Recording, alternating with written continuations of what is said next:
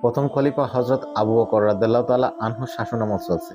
তো প্রত্যেকদিন সকালে খলিফা হজরত আবু বকর রাদিয়াল্লাহু তাআলা আনহু ফজরের সালাতের পর মরুভূমির দিকে চলে যেতেন এবং সেখানে কিছুক্ষণ অবস্থান করতেন।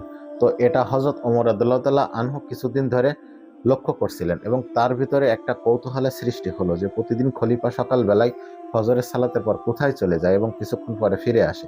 তো একদিন হজরত ওমর রাদিয়াল্লাহু তাআলা আনহু খলিফা হজরত আবু বকর রাদিয়াল্লাহু তাআলা আনহুকে অনুসরণ করলো এবং তার পিছন পিছন চলতে লাগলো লুকিয়ে লুকিয়ে।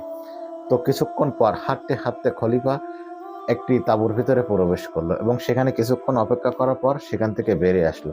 তো খলিফা বেরিয়ে আসার পর হযরত ওমর রাদিয়াল্লাহু তাআলা আনহু সেই তাঁবুর ভিতরে প্রবেশ করলো এবং সেখানে যেয়ে দেখতে পেল যে একজন অন্ধ মহিলা খুবই দুর্বল অবস্থায় পড়ে আছে এবং তার কিছু শিশু বাচ্চা কাছে আছে।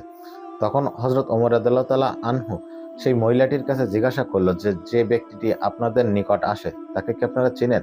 তখন মহিলাটি উত্তর দিল, না আমরা তাকে চিনি না। তবে সে একজন মুসলমান। সে প্রতিদিন সকালবেলায় আমাদের নিকটে আসে। সে আমাদের ঘর-দোরগুলো সুন্দরভাবে পরিষ্কার করে। রুটি তৈরি করার জন্য সে আটা ফিসে দিয়ে চলে যায়।